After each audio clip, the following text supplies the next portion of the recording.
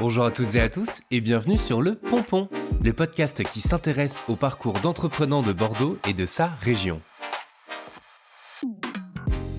Je suis Théo Robache, entrepreneur soucieux du bonheur des autres et je suis super content d'habiter cette région dynamique et pleine de profils formidables. Avec Le Pompon, j'ai envie d'aller à la rencontre de ces entrepreneurs, ces chefs d'entreprise, artistes, sportifs de la région qui créent, avancent et rêvent pour vous partager leurs histoires. Je vais m'intéresser au parcours de mes invités, à leurs échecs, leurs réussites et à ce qui les anime au quotidien.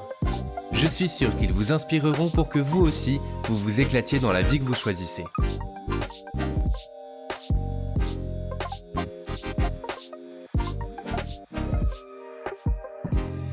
Avant de commencer cet épisode, je voulais vous parler de Condillac Expertise. C'est THE cabinet d'expertise comptable à Bordeaux pour les entrepreneurs. C'est un cabinet qui rafraîchit la profession et facilite notre compta. Ils ont 2 applications créées pour nous faciliter la vie d'entrepreneurs et des équipes ultra compétentes, sympas et disponibles. Bref, vous l'aurez compris, Condillac Expertise, c'est le partenaire idéal à Bordeaux quand on est entrepreneur. Si vous toquez chez eux de ma part avec le code promo La Compta c'est cool, les coûts de création d'entreprise seront offerts et si elle est déjà créée, ce sont 2 mois d'honoraires qui sont offerts. Et ça, c'est hyper cool. Pour ce nouvel épisode, j'ai le plaisir de recevoir Bruno Rost, entrepreneur un peu particulier puisque le jour il est chef d'entreprise, auteur et conférencier et la nuit il est humoriste et directeur de théâtre. On aborde son parcours de chef d'entreprise avec sa première création à 19 ans pour financer ses études, à la gestion de Worldcast et AS Industrie, PME de la région dans le secteur industriel qui rayonne à l'international, et bien sûr, son arrivée sur les planches en tant qu'humoriste dans son rôle de Tony Rostini et la création de l'Afterwork Théâtre à Mérignac. C'est un entrepreneur gourmand et créatif, ayant déjà vécu plusieurs vies, ce qui n'est clairement pas près de s'arrêter. Premier épisode enregistré à distance, circonstances exceptionnelles oblige. Bonne écoute à tous. Bonjour Bruno. Bonjour Théo. Et merci d'avoir accepté mon invitation sur Le Pompon. Écoute, c'est avec grand plaisir. Alors pour le coup, on enregistre à distance, on s'adapte aux circonstances. Donc on va voir ce que ça donne, mais l'idée, comme à chaque fois, c'est de revoir ton parcours. Et pour commencer, je vais te laisser te présenter, s'il te plaît. Me présenter. Écoute, moi, je suis Bruno Rost, donc je suis chef d'entreprise. J'ai un peu plus de la cinquantaine. Je suis un chef d'entreprise un peu particulier. Moi, je suis drivé par l'envie de créer, d'avancer. J'ai créé ma première boîte à 19 ans et je suis aussi humoriste. Voilà, je monte sur scène et je fais du one man show. Donc voilà. Donc je suis quelqu'un d'un peu à la fois dans le monde de l'entreprise et dans le monde maintenant artistique. Et c'est un profil, pour le coup, on va le voir au cours de cet échange, un profil assez atypique. Alors pour le coup, t'es bordelais d'origine italienne, si je dis pas de bêtises. Oh là là, c'est beaucoup plus compliqué que ça. C'est beaucoup plus compliqué que ça. Non, là, moi je suis d'un peu partout. Je m'appelle Rost d'abord. Rost, c'est alsacien, d'accord. D'accord. Ah ouais. Donc je suis l'Alsacien le plus sicilien de France, certainement. J'ai une grosse origine sicilienne avec des mélanges et puis un nom alsacien. Je suis né à Angers. J'ai vécu une grosse partie de ma jeunesse, toute partie de ma jeunesse à Toulouse. Il paraît que pour un Bordelais, c'est moche de dire ça, mais enfin tant pis, je le dis. Et puis maintenant, je suis un vrai Bordelais, peut-être plus Bordelais que pas mal de Bordelais, parce que par exemple, d'abord j'ai créé toutes mes boîtes ici, mais aussi je suis diplômé de la fac d'œnologie de Bordeaux, et donc je connais mieux le vin de Bordeaux que certains Bordelais. Génial. Donc alors je disais que ce que je trouve génial, c'est que déjà étudiant, c'est là où tu as monté ta première entreprise en fait pour financer tes études, c'est ça? Oui, en fait, quand je suis arrivé moi je venais de Toulouse, j'ai fait une prépa à Toulouse, puis je suis arrivé ici, et mes parents n'avaient pas trop le sou, et donc je me suis dit, il faut que je finance un petit peu mes études, et donc j'ai décidé de donner des cours de maths, sauf que au lieu de donner des cours de maths à un élève à la fois, ben, j'ai monté quelque chose qui s'appelait Promat, qui était une sorte d'académia en fait, hein, si on veut. Hein. Mhm. Et donc voilà, c'était vraiment quelque chose qui a démarré petit, et puis j'ai embauché des profs, et puis j'avais un petit centre de formation en fait pour les jeunes qui s'est mis en place comme ça. Voilà. Mais ça t'est venu comment? À quel moment tu te dis, parce que souvent il y en a qui créent, enfin souvent, on connaît plutôt des profils qui vont créer une boîte en fin d'études. Ouais. Enfin, t'as où en fait cet aspect entrepreneur? Ça te vient d'où? Bah, je sais pas. Je sais pas, parce que non, mais il y a des questions que l'on sait pas répondre dans la vie. Hein. Peut-être de la frustration d'avoir été justement dans un cocon familial avec un papa prof de compta et une maman Mhm. secrétaire dans l'éducation nationale. Donc où justement la création d'entreprise, l'innovation, c'était pas quand même le quotidien de la maison, quoi, très clairement. Mhm. Et donc peut-être une sorte de réaction. J'ai eu envie de créer par réaction. Voilà, mais je Ok. sais pas, je sais toujours pas pourquoi. J'ai ce côté un peu entrepreneur génétique, c'est-à-dire que moi, dès que j'ai une idée, je me dis mais quelle boîte on peut faire, quoi. Enfin, Mhm. c'est comme ça. Je sais pas d'où Mhm. ça vient. Voilà, c'est pour ça que je dis entrepreneur génétique, parce que comme je sais pas d'où ça vient, j'ai trouvé la bonne excuse de dire ça doit être mes gènes. Ok, super. Et donc ça donne quoi cette boîte pour le coup? Parce que j'ai vu qu'il y avait eu jusqu'à 1500 élèves qui utilisaient ce que tu avais Oh créé. là, non, non, ça, c'était pas tout à fait, c'était pas le début, ça. Donc le début, donc c'était les cours de maths, etc. J'arrive en fin d'études, parce que j'arrive en fin d'études, et puis je me dis bon, ben ça serait bien de faire un boulot sérieux quand même, parce que ça me permettait de financer mes études, en tout cas d'être autonome vis-à-vis de mes parents. Euh, D'accord. et mais Tu t'es fait combien la première année? oh, je Tu sais te pas, souviens ou pas, ou j'ai c'est... pas souvenir de tout ça, mais c'était il y a très longtemps, hein, je suis vieux, hein. Ouais. C'était il y a plus de 30 ans. Mais en tout cas, j'étais autonome, c'est-à-dire qu'en fait, voilà, j'arrivais à vivre sans mes parents, quoi. Voilà. Ok. Et donc, arrivé à la fin, je me dis bon, qu'est-ce que tu fais? Est-ce que tu continues dans cette voie ou est-ce que tu trouves un boulot comme les autres? Et il s'avère que j'étais hébergé dans un local où il y avait une école privée. Euh, Mhm. et j'ai proposé au patron de l'école privée de reprendre son école. Voilà.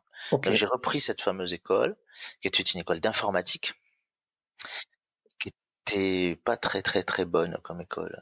C'était une école pas très performante, et puisque ça avait des résultats aux examens qui étaient, je me souviens, ça, il y a certains chiffres dont je me souviens, ça faisait 17% de résultats aux examens du BTS, sachant que le CNED faisait, donc les cours à distance faisaient 16%. Mhm. Donc les Ok. profs, ils faisaient 1% en plus, c'était chouette.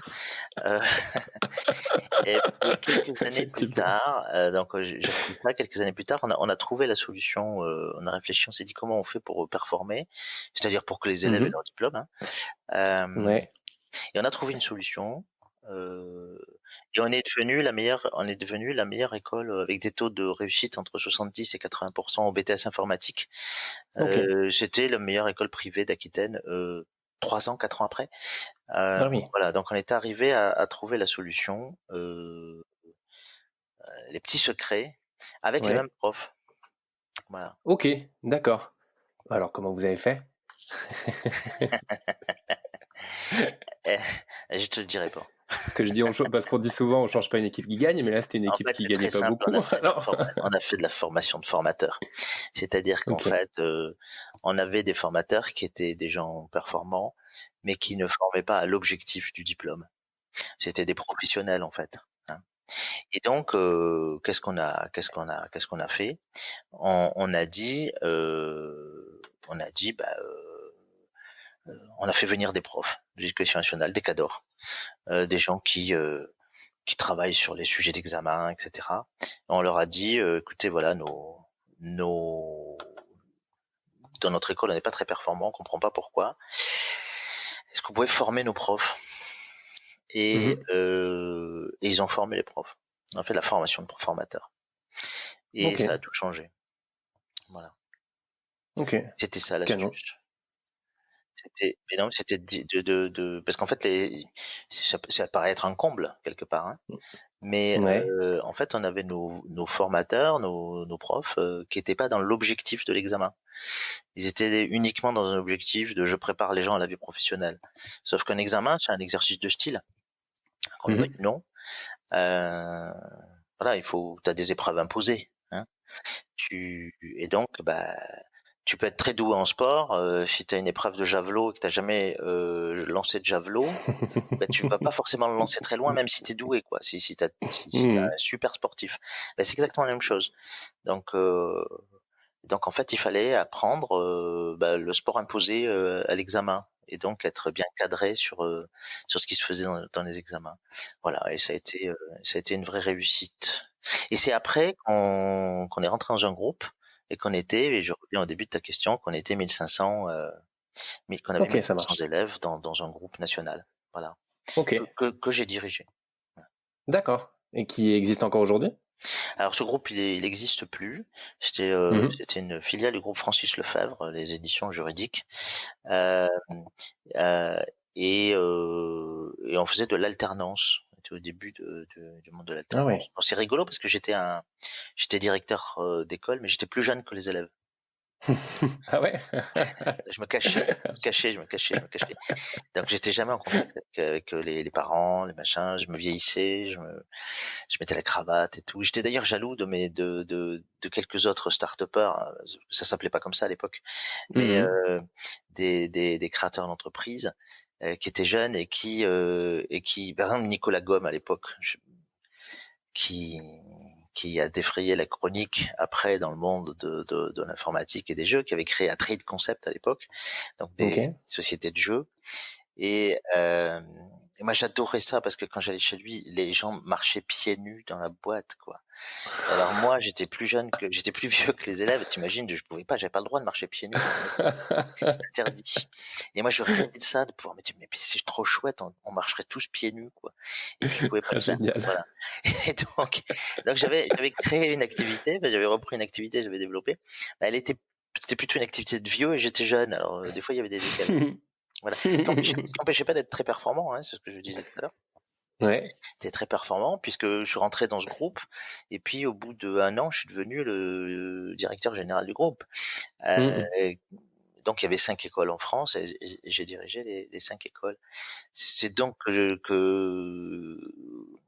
bah, qu'on peut être performant même quand on est jeune. Voilà. Ouais, carrément. T'avais quel âge à ce moment-là? Alors à ce moment-là, je devais avoir, 24 ans. Ah ouais. Ouais. Mais enfin, parce que pour le coup, j'ai souvent parlé avec les personnes que j'ai interviewées avant du syndrome de l'imposteur. Mmh. Toi, tu te sens comment à ce moment-là? Toi, t'es sûr de toi? T'y vas? C'est vrai, tu gères? Alors, non, j'ai appris une chose très, très vite, dans cette Ouais. situation. C'est vraiment et moi, ça a été vraiment quelque chose que j'ai appris et qui m'a beaucoup apporté. J'ai appris que j'étais pas très bon. Heu, j'étais pas performant parce que il suffit pas d'avoir des idées, il suffit pas d'avoir du dynamisme, il suffit pas d'avoir, de l'envie. Ça, c'est ce Ouais. qu'on demande quand on crée. Il faut aussi avoir des compétences et les compétences et ben, quand on est jeune et qu'on n'a pas d'expérience, ah ben, on en a pas beaucoup Mhm. et donc très vite, je me suis entouré, heu, de beaucoup de gens, heu, Mhm. voilà et j'ai pris des gens compétents autour de moi. Et donc, j'ai vraiment appris en étant jeune qu'il fallait être entouré de gens beaucoup plus performants que soi-même. Voilà, donc j'ai pas eu ce syndrome de l'imposteur, Ouais. comme tu le dis, parce que j'ai très vite compris que je pouvais en être un et Mhm. donc et donc je me suis très vite bien entouré, voilà. Ok. Mais et ouais, et vraiment, tu te dis, enfin, c'est toi qui vas chercher la proposition pour devenir directeur ou elle vient à toi? Est-ce que tu te En bats fait, à fond? je t'explique en fait, on était dans un groupe, qui faisait des formations, classiques, hein, des Ouais. jeunes. dont les parents payaient les études. Et moi, j'avais un attrait vers l'alternance pour des raisons qu'on comprend facilement, puisque comme j'ai étudié, j'ai créé ma première boîte en même temps, j'étais attiré par l'enrichissement qu'il peut y avoir à étudier et en parallèle mettre en pratique dans une entreprise tout ce qu'on est en train d'étudier. Et Mhm. donc, j'ai lancé l'alternance très tôt et ça a réussi à Bordeaux. Heu, Ouais. j'ai lancé évidemment avec une équipe.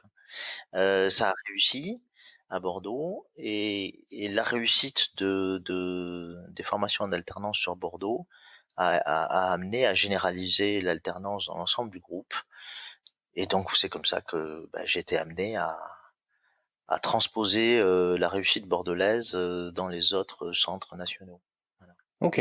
Ok. Et ben bravo, C'est la réussite qui a entraîné la réussite. Voilà. effectivement. Et ça se termine quand et comment? Ça se termine au bout de 10 ans. Ok. Ah ouais. Voilà, ça se termine au bout de 10 ans. Heu, alors je dis au bout de 10 ans, en 95 exactement, donc c'est peut-être un peu Ok. moins de 10 ans. En 95, heu, à un moment donné où le groupe décide de se désengager du monde de la formation en alternance, Ok. pour des raisons qui lui sont propres et heu et moi à ce moment-là, j'ai écrit des bouquins sur l'alternance, enfin je suis, heu, j'ai fait un petit peu le tour du métier. Et donc, je profite de cet arrêt, pour, aller dans l'industrie. Et là, Ok. je me mets à chercher un boulot dans l'industrie, heu, voilà. Et alors j'ai eu un petit passage, si on veut avoir toutes les étapes, j'ai eu un petit passage dans l'immobilier pendant 1 an, Mhm. parce que je voulais travailler avec ma femme, donc j'ai avec elle, on a monté une agence, mais on avait monté une agence, dans l'immobilier virtuel. C'est-à-dire qu'on faisait ce qu'on a aujourd'hui, des visites virtuelles de biens, sur internet, hein. Et vous étiez Sur un peu avant-gardiste pour le coup. Ouais, c'est ça et d'ailleurs, c'est pour ça que ça a pas marché parce que parce qu'en fait, c'était à une époque où avec internet, on pouvait afficher des photos, mais les photos, elles Mhm. s'affichaient pixel par pixel là, tu sais, pom pom pom pom pom pom pom, ça mettait un quart d'heure pour afficher une photo. Bon, on était un peu trop en avance, et donc nous avons été tués par le modem, 56K là, Ok. voilà. Donc vive la fibre, vive la fibre. Et donc on a été un peu en avance, donc ça a été une expérience qui a duré 1 an et demi. Alors j'en parle parce que dans un parcours, il y a des hauts, il y a des bas, il y a des réussites, il y a des échecs. On peut avoir de très bonnes idées, puis elles marchent pas parce que on n'est pas dans le time to market, comme on dit, on n'est pas dans le bon moment du marché. Bon, ben voilà. À des moments ça marche, à des moments moins. Et là, bah alors moi, pour le coup, j'ai pas les étapes entre 95 et jusqu'à 98 où tu rachètes le groupe Worldcast. Voilà, alors donc c'est 95-96, et donc c'est l'immobilier. Ouais. Et puis, tout début 98, je rentre dans le groupe, enfin dans la société qui s'appelle à l'époque Audemat, Mhm. Auditem même. Ça a eu plusieurs noms cette société. Et je rencontre, donc je vais aller dans l'industrie, je rencontre le chef d'entreprise de cette PME, Daniel Verbroek, un individu incroyable, euh, un inventeur, un vrai Ok. inventeur. Qui a développé une société qui fait des produits pour le monde de la radio et de la télévision. Et il vend uniquement en France et à un client, quasiment. Donc il y a plus de 20 personnes, mais il y a un client qui fait 80% du chiffre d'affaires, qui est TDF, Télédiffusion de France. Et il se rend compte que c'est un peu dangereux. Et donc il cherche à s'associer avec quelqu'un, à s'associer avec quelqu'un pour sortir de cette dépendance à un client. Voilà. Et Mhm. donc on se rencontre et il me dit il faut choisir la stratégie et la mettre en œuvre. Voilà. Si vous me proposez une bonne stratégie et si vous avez une capacité à la mettre en œuvre, on va s'associer et puis on va le faire ensemble. Ok. Et là on a deux choix. Soit on dit on fait d'autres produits pour aller dans d'autres domaine d'activité en France, soit on va à l'export. Et on choisit d'aller à l'export. Ok. Et on développe la société à l'export. Pourquoi vous Parce choisissez ça plutôt que que l'autre solution, le, hein? le plus simple chemin, parce que aller à l'export et gagner des clients, c'est long.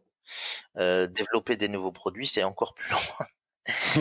Développer un produit dans le monde industriel de l'électronique, puisque c'est des produits d'électronique, c'est 2 ans pour développer un produit. Donc, Ouais. alors que aller à l'exportation et adapter des produits pour le monde de l'exportation, ça prenait quelques mois. Et donc, on a choisi le chemin qui nous semblait le plus simple. Voilà, donc de rester spécialiste sur un domaine et d'aller à l'export. Voilà. Et ça a fonctionné. Ouais, ouais, je crois. Je confirme après tout ce que j'ai lu et on va en parler. C'est quoi le premier pays sur lequel vous vous orientez? Alors, on a eu une stratégie. Moi, je suis assez rationnel comme bonhomme, hein. Donc, je me suis Mhm. très très bien senti dans cette entreprise parce Et que oui, et pour le coup, excuse-moi de te couper, mais si tu peux bien expliquer ce que vous faites exactement chez Worldcast je System sais pas ce qu'on depuis. fait. Non, mais je me suis entouré de gens qui savent, mais moi, je sais pas. Ok, bah, je demanderai aux autres alors. Je demanderai à tes équipes. On fait des produits qui permettent à la radio de fonctionner. Alors, je prends la Ok. radio, mais un peu la télé, mais en gros, la radio, t'as Monsieur Bourdin qui parle dans le micro, hein, je prends un exemple, et puis on va l'entendre dans notre voiture. Bon, et là entre le studio, le micro et la voiture, il y a plein d'équipements électroniques. C'est pas magique, quoi. Hein, il y a pas une baguette magique qui fait qu'on entend le son dans sa voiture. Et donc il y a plein Mhm. d'équipements. Euh, et en fait, on travaille, on fabrique des équipements qui permettent de faire que cette chaîne qui amène le son d'un studio jusqu'à un poste de radio dans une voiture, et ben fonctionne. Et donc il y a des équipements sur des pylônes émetteurs en particulier. Alors le pylône émetteur le plus connu en France, c'est la Tour Eiffel. Ok, Voilà.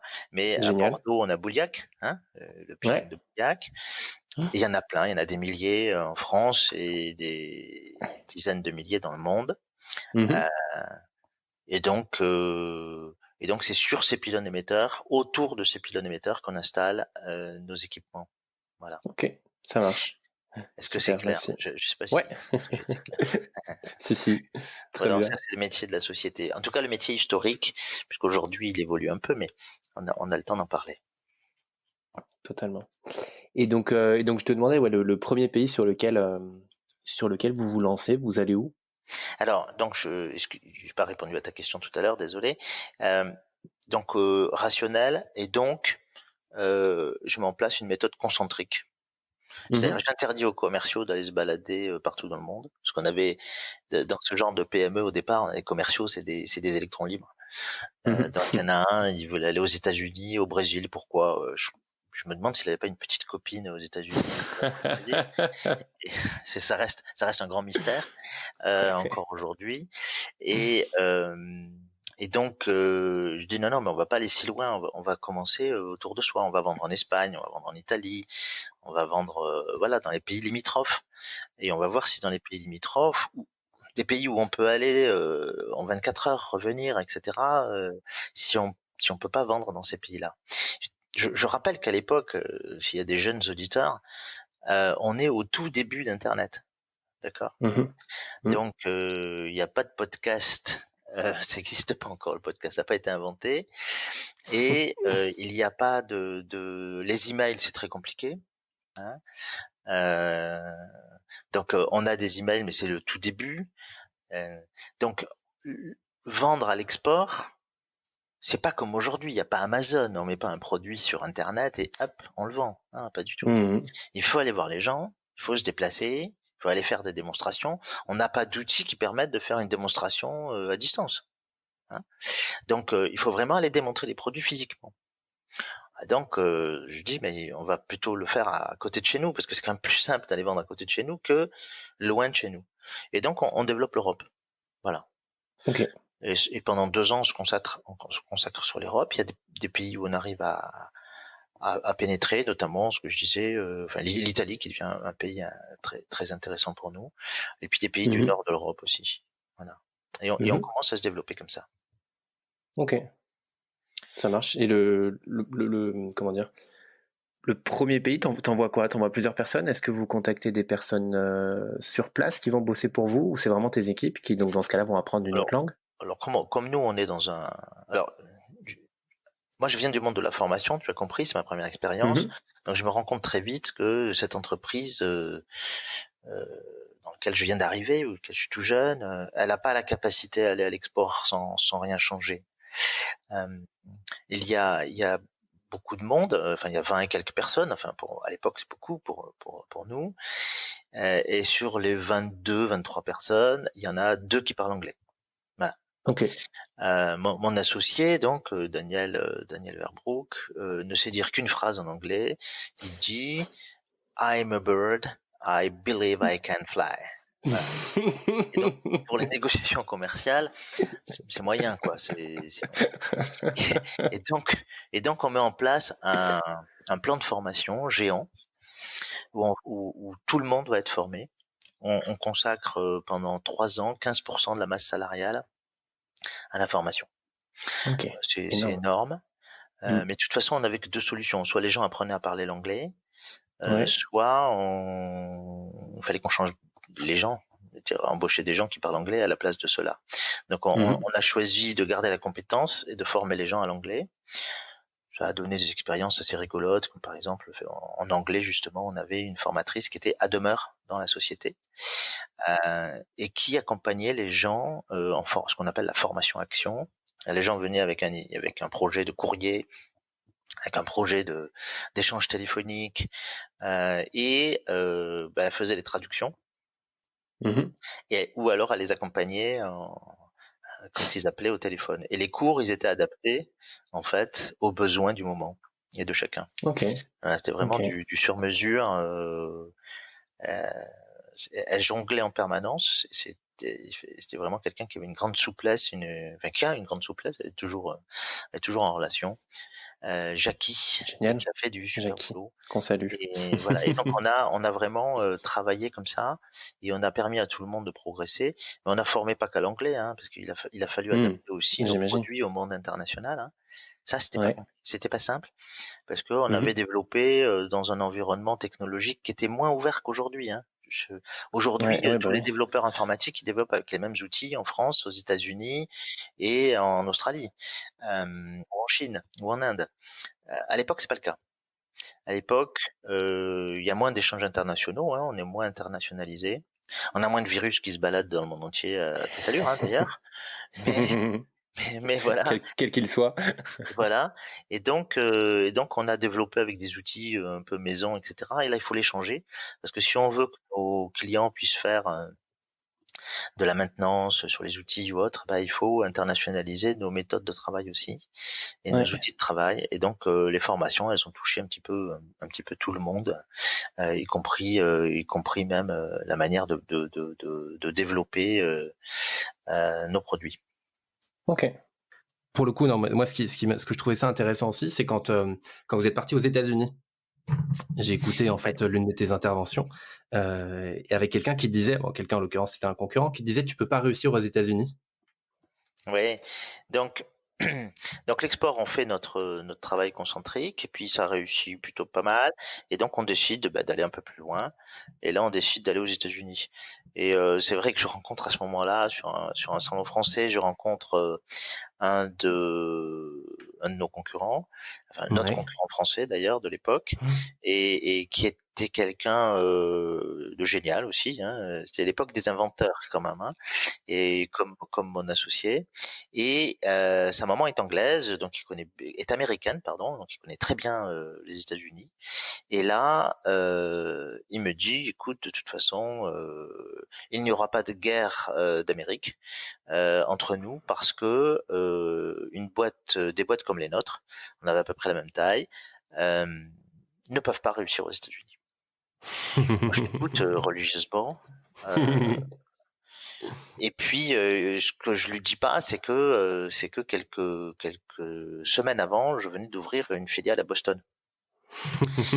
Euh, et quelques semaines après, 2 mois après, il l'apprend et il m'appelle et il me dit mais t'es fou, on avait dit qu'il fallait pas aller aux États-Unis.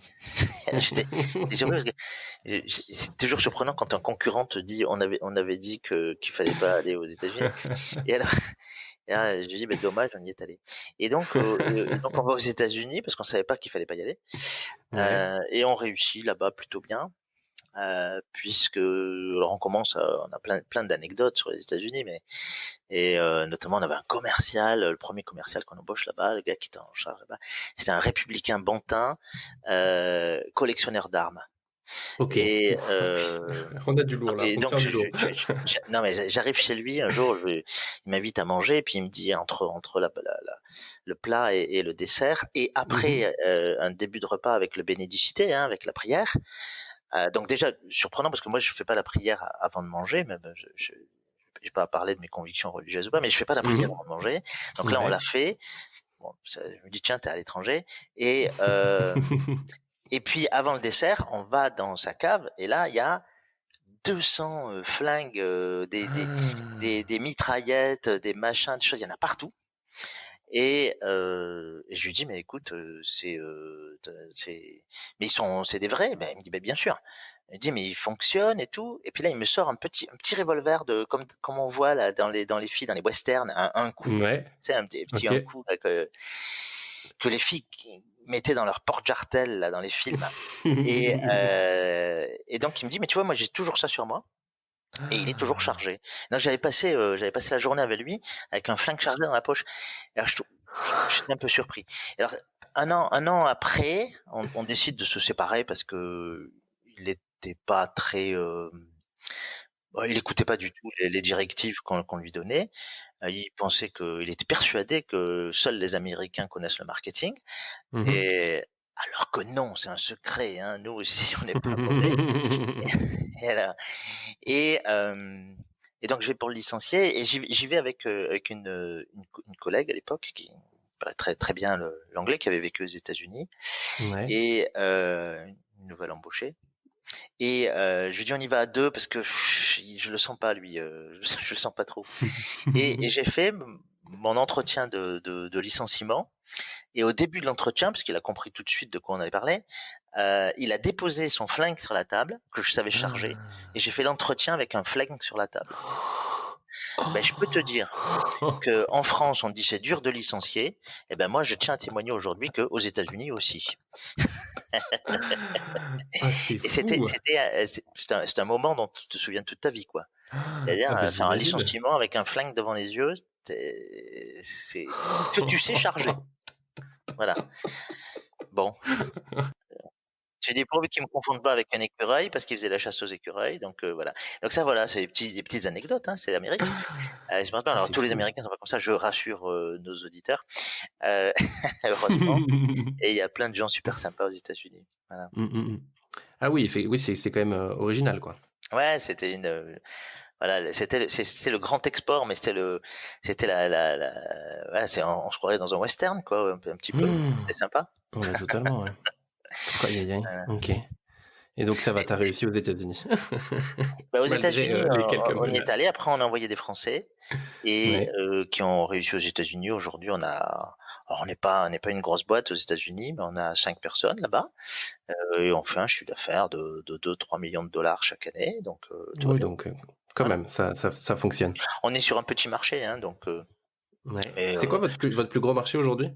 Alors pour le coup, oh, clairement, c'est l'Europe, ouais, ouais, heu, mais il y a pas un pays en particulier, mais ouais. bah, la France, alors nous, on Mmh. est sur des budgets, la France quand même, dans le temps, ça reste quand même le premier pays, mais on a quand même, nous, on est sur des budgets d'investissement. C'est-à-dire qu'en fait, on n'a pas de chiffre d'affaires récurrent et on est des budgets d'équipement, hein, les gens OK. achètent des équipements. Et puis, comme c'est des grosses structures, nos clients souvent, c'est la BBC, la RAI, TDF, voilà, des gens comme ça. Et donc ils ont des vagues d'investissement. Donc une année, il peut y avoir un gros appel d'offres, et on va livrer un pays beaucoup par rapport aux autres. Il va devenir numéro un dans le top vente, mais en fait 2 ans après, peut-être qu'on fait quasiment rien avec eux. Euh, Ouais, ouais, ouais. c'est des vagues d'investissement. Voilà, donc on n'a pas beaucoup de pays avec qui on fait du récurrent. Voilà. Ok. Tout d'ailleurs de l'intérêt d'être présent dans beaucoup de pays dans le monde, parce que comme on est sur des investissements, eh ben on diminue le risque en étant présent à beaucoup d'endroits. Voilà. Donc nous aujourd'hui on vend dans une centaine de pays, Mhm. Ouais, c'est ça, ce qui pour une entreprise de 100 personnes c'est et correct. ça permet de faire un compte rond. C'est un homme, un pays, ou une femme, un pays. Voilà. C'est ça, pas mal.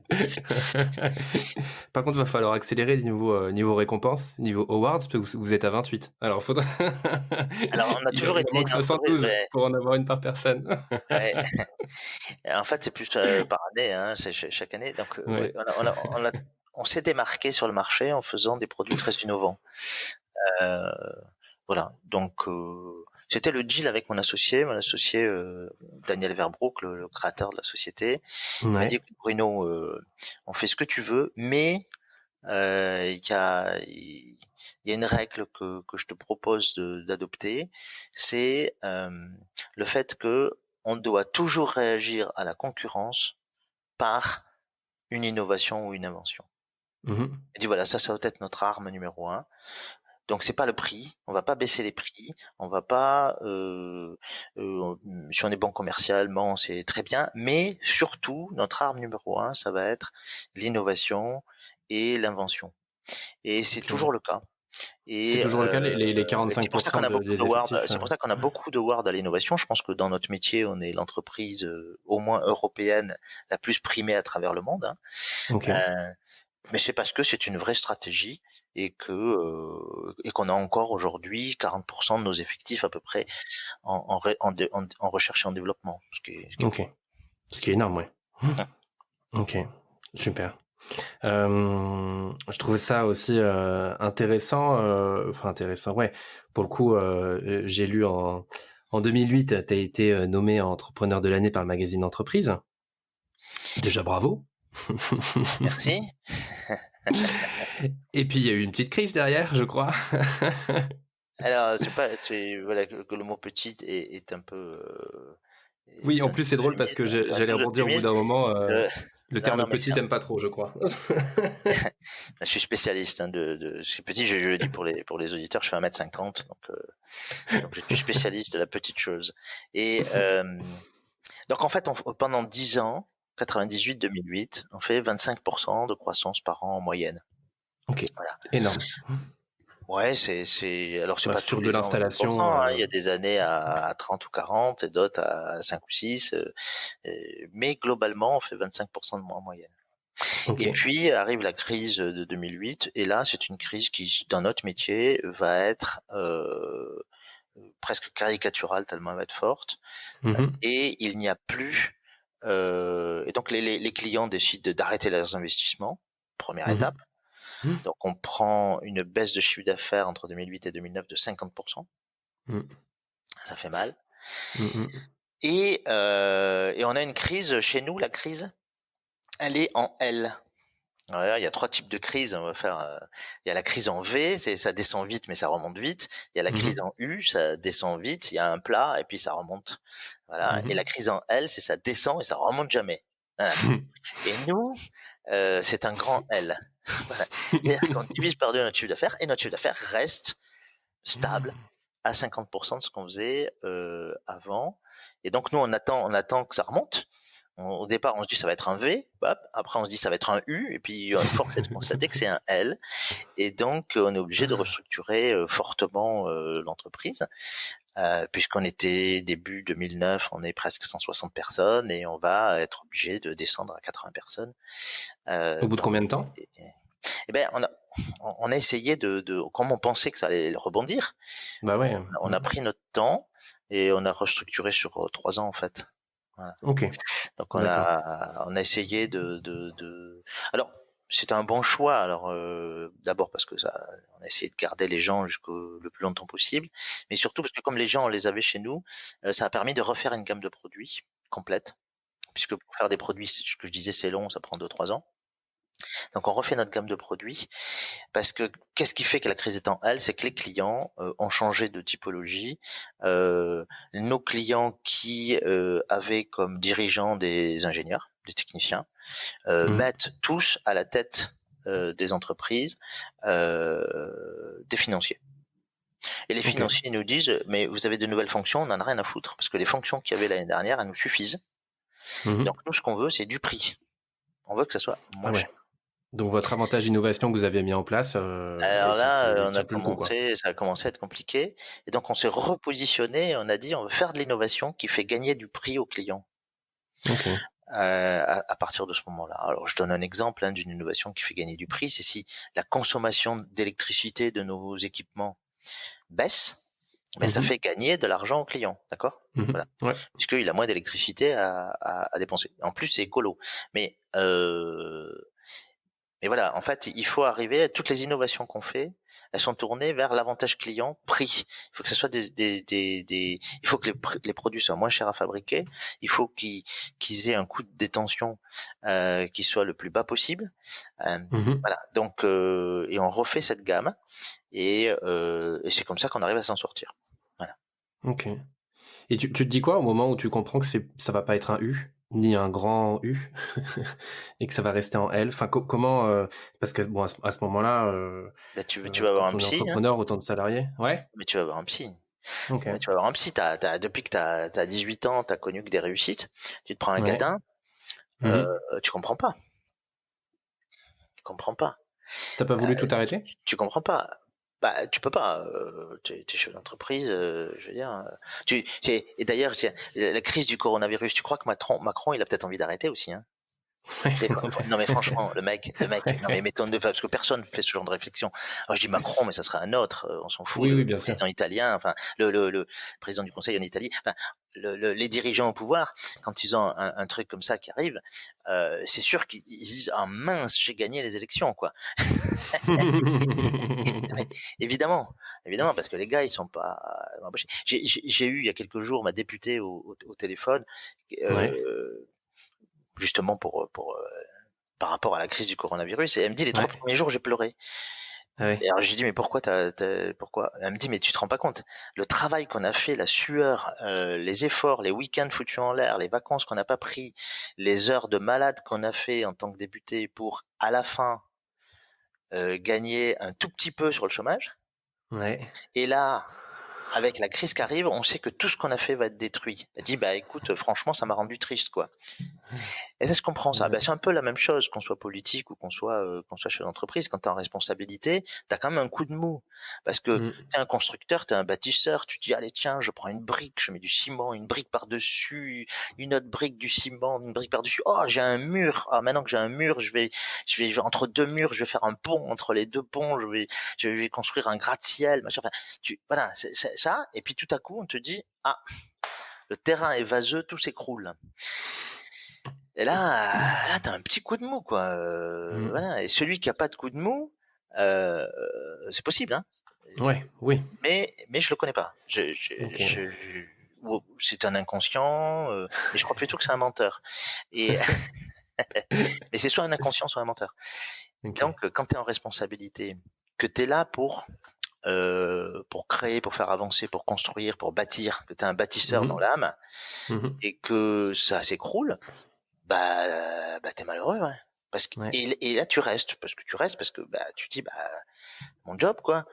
Et tu peux pas avoir que le bon, et là tu vas assumer le mauvais, mais comme les dirigeants quand ça va pas bien. Alors les gens se rendent pas compte, les gens disent ouais, il prend la mauvaise décision, il prend les trucs. Évidemment, on prend les mauvaises décisions d'abord parce que on est psychologiquement atteint, et ensuite parce que on n'est pas des spécialistes de la restructuration. Un chef d'entreprise, c'est pas un spécialiste de la restructuration. Un chef d'entreprise, c'est un spécialiste du développement, de la croissance. C'est un monsieur plus ou une madame plus. Et là, on lui demande de faire l'inverse. Les événements t'imposent de faire l'inverse. Ou t'es banquier d'ailleurs, les événements, t'es banquier, ton expert comptable, enfin tout le monde te dit là, il faut serrer les boulons. Bah, c'est pas sympa. Voilà, donc tu fais le boulot, mais tu le fais parce qu'il faut le faire, hein, parce que t'as le job, quoi. Voilà. Ouais. Et d'ailleurs, j'ai vu aussi, et de toute façon, on va passer pas mal de temps là-dessus aussi, c'est que quand t'as licencié la moitié de tes effectifs, donc 80 Ouais. personnes, t'as eu qu'un seul prud'homme. Oui. Et donc ça en dit beaucoup sur le management de l'entreprise, en tout cas, je Mais trouve. ça en dit sur la culture d'entreprise, oui. On a construit une culture au fil des ans, au départ sans s'en rendre compte, et puis en Mhm. prenant conscience justement dans ces périodes-là que les équipes elles étaient super soudées. On a construit un management qui est autour de valeurs Ouais. et d'intelligence collective, des valeurs très fortes. Je parlais à demi-mot d'écologie. Vraiment, par exemple, l'écologie chez nous, c'est une vraie valeur. Le partage de la compétence. Quand on fait de la formation autant là, ce qu'on a fait, le partage de la compétence, ça devient une valeur dans l'entreprise en fait. Le management par la compétence. On dit non mais la personne qui est en charge de tel service, c'est pas celui qui a le plus d'ancienneté, hein, c'est celui qui est le meilleur. Voilà. Ouais. Mm. Donc ça devient une culture et ça construit des choses assez claires et et on le et on le voit tout le temps et c'est vrai que ça devient une force. Ça devient une force dans les épreuves parce que donc on a eu un seul prud'homme et à ce prud'homme d'ailleurs c'est quelque chose d'assez marrant, c'est que on a eu des attestations des délégués du personnel contre la salariée qui nous mettait au prud'homme. Voilà. Parce qu'ils pensaient tous, ils disaient c'est honteux. On s'est tous battus pour redresser la boîte, pour sauver le maximum d'emplois, parce qu'on l'a fait collectivement. Et ils trouvaient honteux qu'il y en ait un ou une en l'occurrence qui joue contre l'équipe quoi en fait, hein, parce qu'ils avaient vraiment cette impression là. Voilà. Donc ça c'est important. Et donc oui, on a un management qui est particulier. Ça, on en a fait un bouquin d'ailleurs qui s'appelle La quête de l'entreprise rayonnante. Mhm. C'est une quête, hein, c'est un truc qui est jamais atteint, Mhm. comme la quête de Frodon là dans Le Seigneur des Anneaux. Là. On bave, on est sur un chemin, on est perdu, on sait pas où il faut aller. Et puis on suit le chemin, quoi. Ok. Et on sait pas si on l'atteindra jamais la fameuse entreprise qui rayonne. Mais en tout cas, on se donne comme objectif de poursuivre ce chemin. Voilà, d'essayer d'être sur un chemin où l'entreprise elle est plus forte. Il y a quelques jours là, il y a moins d'une semaine, on a eu un autre exemple qui prouve qu'on a raison. C'est que moi j'étais sur les réseaux sociaux et puis je voyais des entrepreneurs s'écharper. Certains disant j'ai fermé ma boîte parce que je protège mes salariés, d'autres disant il faut rester ouvrir parce que on est ceux qui ferment sont des traîtres à la nation. Je caricature à peine. Et Mhm. puis là il y a des dépôts de grève de certains syndicats pendant la crise du coronavirus. Voilà. Et des salariés qui exercent leur droit de retrait dans des entreprises. Et ben nous, ça s'est pas passé comme ça chez nous. Le CSE maintenant s'est réuni. Ils ont fait un brainstorming. Ils ont fait la liste de toutes les mesures qu'on pouvait mettre en place pour protéger les salariés en interne, ceux qui étaient obligés de continuer à travailler physiquement dans la société. Mhm. Et ils ont été proposés ça à la direction. Direction a validé. Et en fait, le plan de sécurité, il a été fait par les salariés de manière collective dans un brainstorming, quoi. Et évidemment, c'est pas pareil, quoi. C'est pas pareil. C'est-à-dire qu'on n'est pas dans le conflit, on n'est pas dans la bataille, on est dans l'aventure collective. Ça change tout. Ça Mhm. change tout parce que ça permet de mieux passer les épreuves, même quand elles sont très difficiles. Mhm. C'est clair. Et je rebondis là-dessus parce que justement, bon, donc en ce moment on est en pleine crise, mais en 2013, quand vous commencez à sortir de la crise, c'est là où vous écrivez ensemble la stratégie de l'entreprise, Hein. euh, avec comme objectif d'être, donc pour le coup, numéro 3 mondial, ce que vous êtes aujourd'hui. Oui. Euh, et ça, est-ce que tu peux nous en parler? Parce que j'ai trouvé la démarche vraiment intéressante. Alors, Est-ce que ça, c'est un bon exemple qui démontre comment oui. vous managez vos équipes et comment ça se passe au quotidien, quoi? Oui. Alors, en fait, on a toujours écrit notre stratégie. Ouais. S'il y a des chefs d'entreprise qui m'écoutent, écrivez votre stratégie, même si vous êtes une PME. Parce que les gens ne savent pas ce qu'il y a dans votre tête. Le chef d'entreprise, il croit que tout le monde sait quelle est sa stratégie. Non. Et quand on l'écrit, ça permet de l'exprimer à son expert comptable, à son banquier, à ses collaborateurs, à ses actionnaires, à tout le monde. Et à ce moment-là, ça permet d'avoir des effets miroirs. Les gens ils disent tiens, c'est bizarre ta stratégie, c'est comme ça, mais moi je pensais que, etc. Et c'est cet effet miroir simplement parce qu'on a écrit, on a exprimé, on a écrit la stratégie, ça permet d'avoir des réactions autour de soi. Et donc, nous, on a toujours écrit notre stratégie, mais on arrive en 2013, on sort vraiment de la crise, c'est 2012 plutôt, mais on sort vraiment de la crise, on a renégocié avec nos banquiers, on a reconstruit une entreprise prospère, et là, on dit aux gens, allez, on va devenir numéro 3 mondial. Stratégie de développement autour de nos produits émetteurs de radio, et on leur dit on va être numéro 3. Et là, les gens dans les couloirs, ils sont pas trop contents parce que quand même ils disent ça fait 5 ans qu'on en bave là, 4 ans, 5 ans qu'on en bave. Là, le petit lutin là, il a toujours le melon là, et il nous fatigue quoi. Nous, on a envie de souffler un petit peu.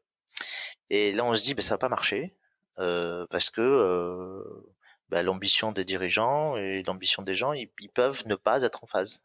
Ok, parce que au début, vous arrivez vraiment, on a notre ambition et on vous l'impose entre guillemets, quoi. Ouais, nous on dit on est sorti, et si on reste si on ne se donne pas une vraie ambition, on va reculer quoi en fait. Mais les salariés, ils partagent pas forcément ça. Alors ce qu'on fait, c'est qu'on réunit les gens en petits groupes de 8 à 10 personnes. Et on leur pose la question suivante, on leur dit voilà, la stratégie c'est celle-là, bon, l'objectif stratégique c'est de devenir numéro 3 mondial, on vous explique pourquoi, on vous explique comment, et on vous pose une question, c'est pour atteindre cette stratégie, qu'est-ce qu'il faut changer sur ton poste de travail, à chacun. Toi, t'es magasinier, toi t'es assistante ou assistant, toi tu es au commerce, toi tu es à la production, technicien de production, enfin à tous les postes dans l'entreprise. On leur dit qu'est-ce qu'il faut changer concrètement sur ton poste de travail. Et là, c'est génial. On a plus d'une cinquantaine d'idées qui ressortent, tout en phase avec la stratégie. Donc il y en a aucune qui est hors sujet.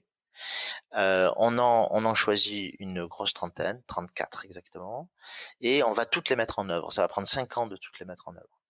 Et là, et on va rendre des comptes aux salariés en leur disant, voilà, ce qui a été proposé là par tel groupe, voilà toutes les idées, et on les suit, et on suit leur avancement. Et la stratégie qui était la stratégie des dirigeants au départ, tout à coup, elle est devenue la stratégie de tout le monde. Ouais. Tout le monde vous a suivi dans la boîte ? Pardon ? Tout le monde vous a suivi dans l'entreprise pour faire cette stratégie ? Oui, c'est-à-dire qu'on a eu, alors c'est toujours pareil, dans tout groupe humain, on a d'habitude, on a 5% de gens ou 10% de gens qui vont de l'avant, on a 10% qui vont de l'arrière, et 80% qui suivent. Ouais. Bon, là, ce qu'on est en fait, on est arrivé à avoir 90% qui allaient de l'avant, quoi. Ouais, c'est énorme. Après, il y a toujours des gens qui... Et quand il y a 90% des gens qui vont de l'avant, les 10% qui habituellement freinent sont plutôt des gens qui freinent, mais ils osent plus freiner parce qu'il y a une surmajorité qui exprime du positif, qui a la même ambition et qui partage cette ambition. Voilà, donc en fait, il existe toujours des gens qui ont pas envie, mais ils deviennent tellement minoritaires qu'on les entend plus. Voilà. Mais non, mais c'est ça, mais c'est la force du collectif. En fait, le collectif, c'est ça, on a une majorité écrasante, en fait. C'est ça, voilà. Ça. Et on partage l'aventure ensemble. Et ce qui fait qu'en fait, quand il y a des gens qui sont pas d'accord, les autres, ils leur disent, mais qu'est-ce que tu fais ici, quoi? Et c'est pas nous qui le disons, c'est pas les dirigeants qui le disent, c'est les autres. Qu'est-ce que tu fais là? Si t'es pas d'accord, on comprend, mais je suis boulot ailleurs. Et ça permet d'avoir des équipes très fortes, parce que c'est les gens qui répondent à ça. Je reviens à mon cas de coronavirus, à un exemple de cette semaine. Il y a un débat sur le fait de dire est-ce qu'on peut imposer les congés aux salariés avant le chômage partiel ou pas. Bon. Est-ce qu'on a le droit, pendant les périodes de confinement, d'imposer des congés? Donc il y a un décret qui est passé, mais nous, on a rien fait. Pareil, c'est les salariés qu'on dit, on propose de prendre nos congés là en cours, mais même on va proposer, c'est le CE, hein, on va proposer aux salariés de réfléchir à prendre des congés par anticipation, parce que peut-être qu'il faudra tous bosser au mois d'août, et que si on prend nos congés maintenant, on va être tous sur le pont quand il va falloir l'être. C'est Non mais on incroyable. se dit, vous êtes fous les gars. Qu'est-ce qui s'est passé là?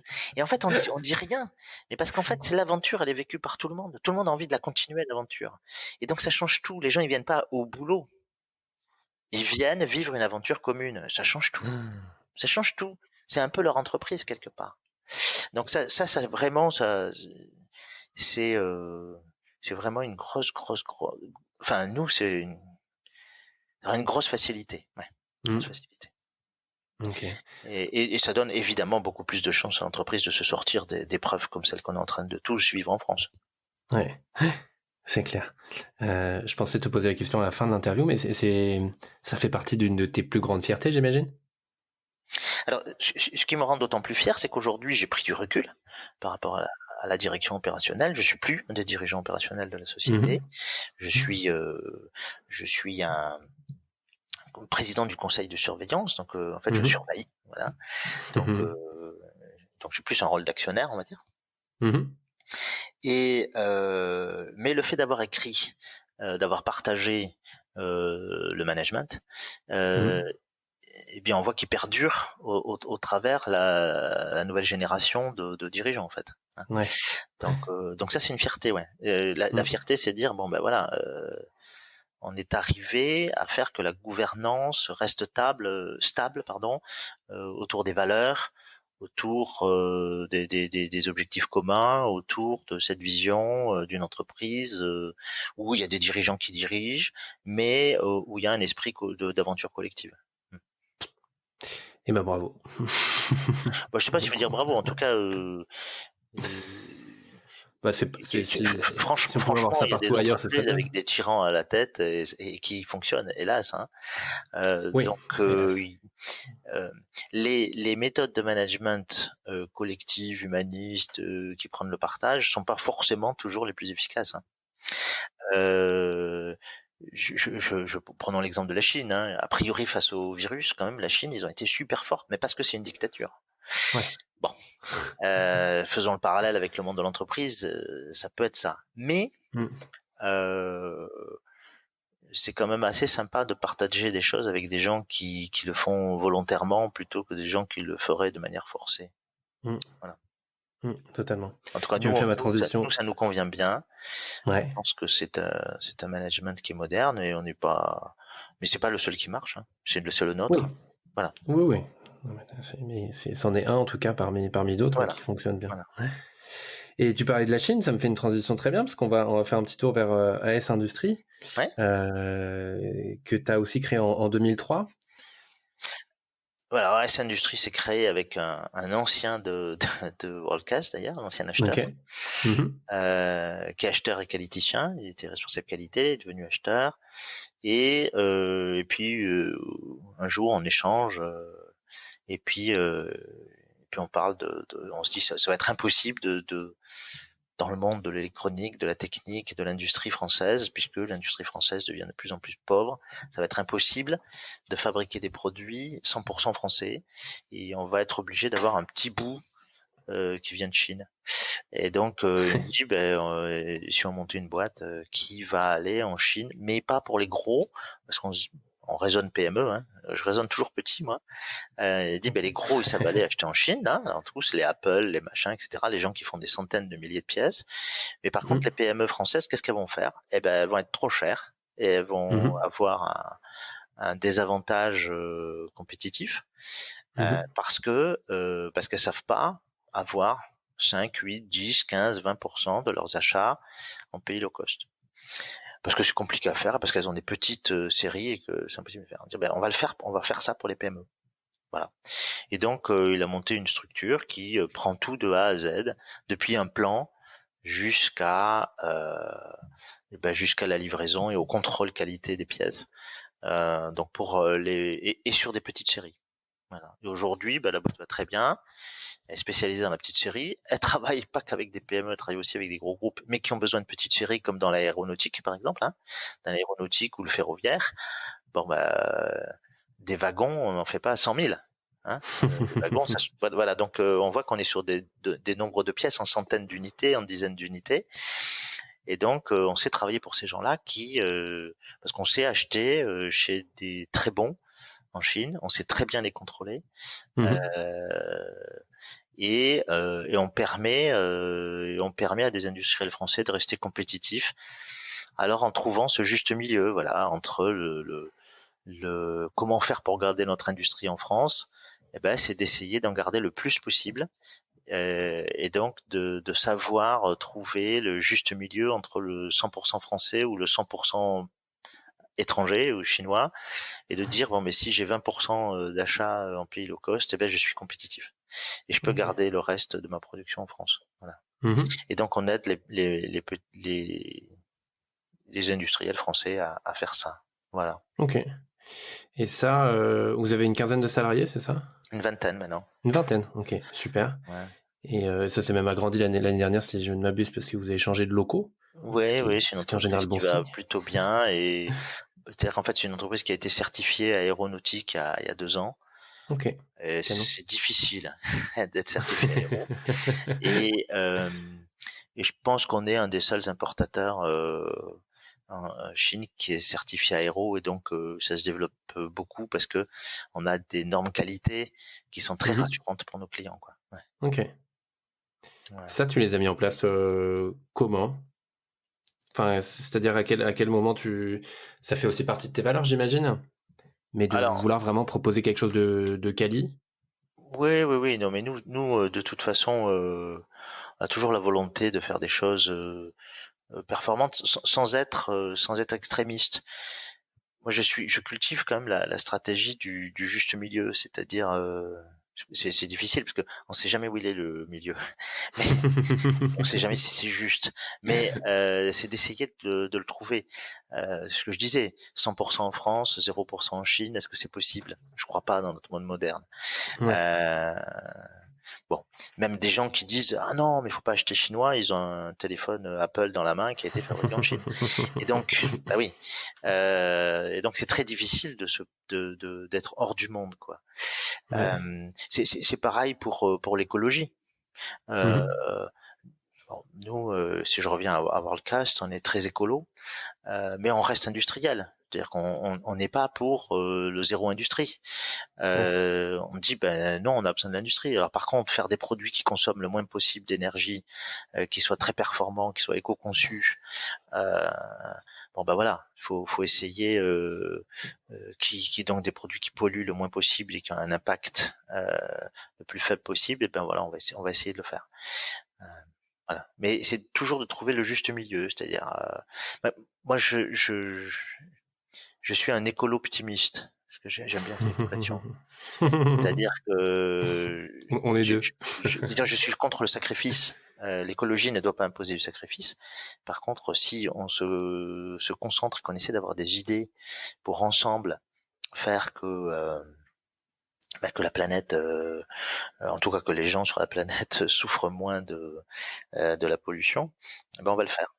Voilà. Et je pense que le génie humain a cette capacité à trouver toujours des solutions. D'où l'intelligence collective. Si on se met ensemble, un groupe de gens qui travaillent avec un objectif commun, c'est vachement moins con qu'un bonhomme tout seul, ça c'est sûr. Et il y a pas de, enfin, j'ai pas beaucoup de contre-exemples. Et donc, voilà, c'est de dire le collectif nous permet d'avoir des idées géniales et de faire progresser. Voilà, mais sans être sans dire on interdit tout et de voir tout blanc ou tout noir dans tous les sujets. Voilà, voilà, sachant que le juste milieu n'existe pas et que ça aussi c'est une quête. Ouais. Voilà. Ok, super. Et comment tu gérais, alors on va arriver petit à petit à ta vie de soirée, on va dire. Mais comment tu gérais avant 2015 et l'arrivée de Tony Rostini, Oui. ton temps entre les deux, entre Worldcast et S Industries? Alors moi, chez Worldcast, j'étais vraiment opérationnel. Ouais. Donc, je passais beaucoup de temps, alors que chez S Industrie, avec mon associé, j'ai toujours joué un rôle d'accompagnateur, de président du conseil actif, Mhm. mais j'étais pas opérationnel au quotidien. Voilà. Ok. C'était lui l'opérationnel. Et donc, Ouais. voilà, donc je passais donc, allez, une petite journée chez S Industrie et 4 grandes journées chez Worldcast. Voilà. Ok. Ok. Je suis Ça un chef marche. d'entreprise à 5 jours par semaine. C'est, voilà. C'est pour avoir des proportions. Étonnant.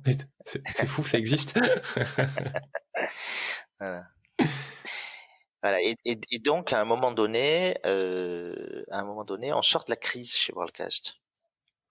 On sort de la crise, la boîte elle va bien, elle va mieux, et moi j'ai envie de souffler. Il s'avère qu'à ce moment-là, j'arrive à mes 50 ans, j'ai très mal vécu les 40, j'ai eu un petit blues à mes 40 ans, je me voyais vieillir, et donc les 50 ans, je me suis dit c'est moi qui vais prendre le pouvoir. C'est pas la vie qui va me dominer, je vais essayer de la dominer. Et donc, pour mes 50 ans, je prends la décision de prendre un peu de recul dans le boulot et de monter sur scène pour essayer de partager par le rire. Euh, et donc et de raconter la vie des chefs d'entreprise de manière humoristique. Voilà. Au départ, je le fais, je sais pas si, enfin, je le fais un peu comme ça, à titre expérimental. Mhm. Et puis ça accroche. Et maintenant, ça fait 4 ans Ouais. que je fais ça. Et donc aujourd'hui, mon emploi du temps, c'est que 4 jours par semaine, je m'occupe de théâtre. Ok. Pour moi et pour les autres, puisqu'on a monté un théâtre Ouais. aussi, qui s'appelle l'Afterwork Théâtre. Yes. Et un jour par semaine, eh ben, je suis soit chez S Industries, soit chez Worldcast. Donc voilà, j'ai réorganisé mon emploi du temps en fonction de mon envie de sourire. Et ça t'est venu d'où? Est-ce que tu as toujours voulu, est-ce que c'était un rêve de gosse de monter sur les Non. planches, de faire du Ah théâtre? non, c'est Non? vraiment ça, c'est vraiment, j'arrive à 50 ans, j'ai vécu des épreuves professionnelles et tout, on en a parlé, la crise et tout. Et donc, Ouais. je me dis, c'est le moment voilà, de faire autre chose. Mais pourquoi Euh, le théâtre? Tu aurais pu faire de la peinture, enfin je dis n'importe quoi, mais pourquoi choisir le théâtre pour le coup? alors, moi j'avais envie d'avoir quelque chose où il y a du partage. Donc déjà, quelques années avant, j'avais été à la fac d'œnologie, donc je suis diplômé, j'ai un DU DUAD, un diplôme d'aptitude à la dégustation. Je suis très Ok. apte à la dégustation de vin d'ailleurs, je tiens à le signaler. Euh, donc si des gens m'accusent en me disant mais ce monsieur il boit du vin, je dis oui oui oui je bois du vin, mais je suis apte à le faire. C'est ça. Et Mais j'ai un diplôme j'ai un pour. diplôme qui Alors. l'atteste. Donc voilà. Donc évidemment je suis pas un ivrogne, donc je suis un professionnel. Voilà. Non, non, C'est la je bonne peux pas, technique, moi. ça. Un Je suis conseil. pas du tout un ivrogne. Et non, mais j'ai appris à bien boire, ou à boire bien. Je sais pas comment on Ouais. peut expliquer. Et donc j'ai toujours voulu faire des choses autour du partage, parce que le monde de l'entreprise, c'est un monde de partage. On voit bien la stratégie autour du collectif, etc. Tu as l'envie de partager. Mais j'avais envie d'un partage un peu plus intense, un peu plus, voilà, un peu différent. Et, euh, et donc, je savais pas trop quoi faire et j'ai eu cette idée de faire du one man show. Ouais. Bon, j'ai toujours aimé rigoler quand même. Faut Oui, pas. je crois que Ouais, tes employés, en tout cas les personnes qui bossent ouais, avec toi, ouais, ouais. tendance à dire que t'es blagueur. Ah ouais, ouais, j'étais même accusé de perturber les réunions en Ah oui. racontant des histoires. Donc j'étais pas un patron très sérieux. Et euh, et donc euh, et donc je décide de monter là sur les planches et de rire. Et ça c'est une autre forme de partage, hein, rire avec un public. Donc le Mhm. live, hein. Donc Ouais. on me dit ah ouais tiens fais des vidéos sur les réseaux sociaux et tout. J'ai horreur de ça parce qu'en fait moi ce que j'aime c'est juste quand il y a des gens quoi. Ouais, c'est le retour direct des gens Et qui alors vont me rire. retrouver devant une caméra pour faire des trucs sur Facebook, YouTube ou je sais trop quoi, ça Ouais. m'intéresse. pas vraiment quoi. Et même pas du tout, je tiens à le dire. Et donc mon responsable de com, il dit: «Mais fais des vidéos!» Et je dis: «Ouais, mais ça m'intéresse pas, quoi». Et ce qui m'intéresse, c'est le live, quoi, en fait. C'est vraiment ça. C'est cet échange avec des gens qui rient, de rire avec des gens, voilà, de partager du rire. Heu, voilà. Et donc ça, c'est venu comme ça parce que j'avais envie de varier les plaisirs. Parce qu'on a beaucoup de plaisir dans l'entreprise. Mais Mhm. on a rarement ce plaisir partagé du rire sur scène là, c'est rare, hein. Alors on a le plaisir quand on gagne une commande, et cetera, super. Mais ce plaisir partagé quand on a 200 personnes, 300 personnes devant soi et puis qu'on rit ensemble, ça c'est quand même un moment un peu Ça n'a pas d'exception de quand même, prix. hein, ouais, c'est jouissif, hein. Mm. Donc j'avais imaginé que ça pouvait l'être et ça l'est et c'est génial, Ouais. voilà. Tu te souviens de ta première scène? Très bien, Ouais. très C'était bien, où? C'était quoi? C'est au Trianon à Bordeaux. Ouais. Heu, j'ai fait deux représentations. Le Trianon était plein. C'est une belle salle, hein, 250-260 personnes. Et je pense que j'ai vraiment pas été très bon, heu, comme toutes les premières fois. Ouais. Hem, mais j'ai hésité d'ailleurs. J'ai découvert le track, par exemple, à ce moment-là. Ouais, c'est ce que J'avais pas j'allais te poser la imaginé. question sur le track, ouais. Oups! Parce qu'en fait, quand tu fais une conférence, enfin moi quand je fais des conférences, j'ai pas le trac. Je parle de mon Ouais. métier, je parle de mon histoire, de mon aventure, enfin, de ce que je vis, j'ai pas le trac. Mhm. Euh, Mhm. et là sur scène, je découvre le trac. Mais de manière cauchemardesque. C'est-à-dire l'envie de partir en courant, quoi. De dire mais qu'est-ce que tu fais là, quoi. Euh, et donc j'ai failli arrêter après les premières scènes, après ces premières scènes qui ont été voilà une épreuve, épreuve quoi, avec tout le Ouais, côté ça a été plus positif du douloureux podcast. que... Ah oui, ah oui, oui, c'était dur, Ouais. oui, oui, oui. Ok. Oui, j'ai appris plein de choses. J'ai appris que quand on doit apprendre un texte, il faut apprendre un texte. Et apprendre un texte au théâtre, c'est pas juste l'apprendre comme on l'apprend au nez à l'école pour une récitation. Ça, je savais pas ça. Ouais. Ça, il faut l'apprendre et il faut pouvoir le réciter de manière automatique C'est pour ça. pouvoir justement ne plus être sensible au monde extérieur, quoi. Enfin, que le monde extérieur, il peut se passer n'importe quoi, son texte, il sort, quoi. Et Mhm. on fait attention au public, on fait attention à l'interface qu'on peut avoir avec le public. Euh, Ça c'est sûr.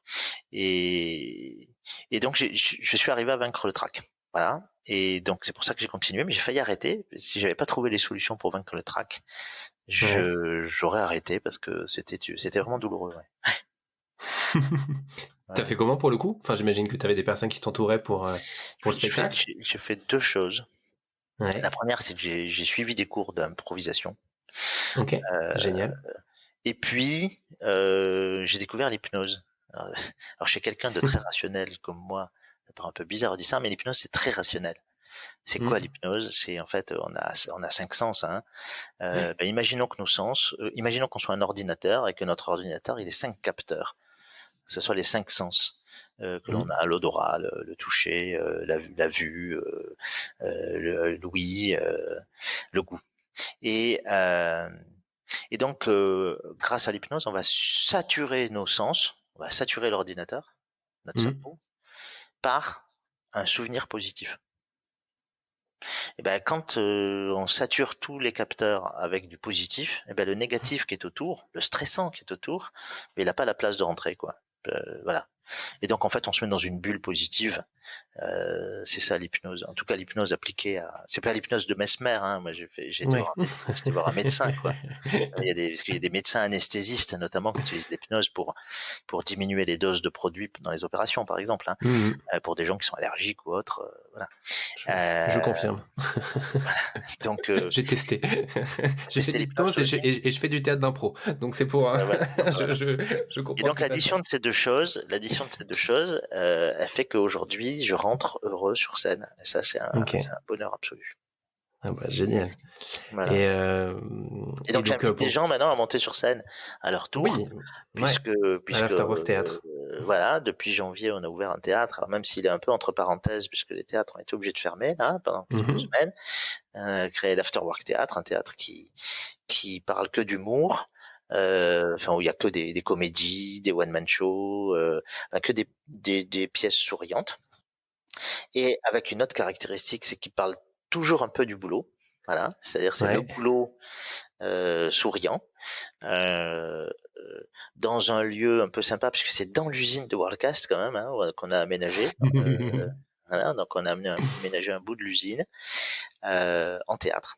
Et Ok. ça se finit toujours tous les soirs, puisque c'est 3 soirs par semaine, mardi, mercredi, jeudi. Ça se finit aussi on mange ensemble avec les artistes et tout, donc c'est sympa dans le théâtre. J'ai toujours vu qu'on n'avait pas le droit d'amener à manger dans les salles de spectacle. Donc moi j'ai dit, ben dans le mien, on va, c'est nous qui allons donner à manger aux gens dans la salle de spectacle. Voilà. Donc histoire de casser un peu les codes. Et, euh, donc voilà, donc ça c'est sympa. Et puis on a fait ça. On l'a fait qu'une fois à cause de Monsieur Corona, Ouais. mais on a fait une soirée où on invite les salariés marrants qui ont envie de monter sur scène à monter sur scène et à faire leurs premières expériences. Donc c'est une scène ouverte. Et on en a fait une qui a super bien marché où on a en plus découvert deux talents fabuleux. Et c'était il y a quelques jours, en début mars là. Donc J'ai c'était, eu de très bons échos. ouais, voilà, c'était une super soirée. Et donc on donne la parole parce qu'en fait, voilà, moi je suis monté sur scène, c'est chouette, donc je veux le partager. Et ceux qui ont envie de monter sur scène et de vivre la même chose, je leur en donne la possibilité. Alors toujours, hein, on est toujours autour du boulot. Moi, je suis toujours autour du boulot. Hein. C'est-à-dire les gens qui montent sur scène, ils ont une thématique, c'est le boulot vu par l'autre bout de la lorgnette. Parce que moi, Ouais. j'aime bien qu'on rit du boulot avec de la bienveillance, évidemment, euh, mais toujours autour du boulot parce que ce théâtre, c'est aussi un moyen de continuer à manager un petit peu Mhm. et à dire que il n'y a pas que le management directif qui fonctionne, quoi. On Ouais. peut faire autre chose. Et donc c'est aussi un témoignage de ça, Mhm. de dire que c'est une aventure collective. Hein. Mhm. Clairement. Voilà. Et oui, parce en parallèle de ça, tu fais des conférences pour le coup. Alors, Euh, comme j'ai écrit un bouquin sur le management, je fais des ouais. conférences sur mon bouquin. Euh, Mhm. donc, je suis pas un conférencier professionnel dans le sens où je n'ai pas 200 thèmes à mon catalogue. Hein. Moi, je parle du management un peu original qu'on a mis en place dans la boîte. Je donne des exemples euh, et j'invite les gens à utiliser ces méthodes de management à leur tour. Voilà, Mhm. en Mhm. essayant de s'en Totalement. inspirer. Voilà. Je mettrai le lien du livre pour le coup dans les C'est commentaires du gentil. podcast. Et, euh, et en parallèle de ça, donc c'est juste après avoir avoir commencé le théâtre, tu as créé une association, Vigie des entrepreneurs, Oui. pour aider les patrons en difficulté, c'est ça, et prévenir les dépôts de bilan, donc un peu Alors ce que t'as vécu en fait. voilà, alors pas pour aider les patrons en difficulté, c'est pour aider les patrons avant qu'ils aient des difficultés. Ok. D'ailleurs, je crois que cette association, elle va hélas, va hélas être utile après, parce qu'on rentre dans Ah une oui, ouais, là crise. pour le coup. Voilà. Donc en fait, en France, on n'aime pas l'échec.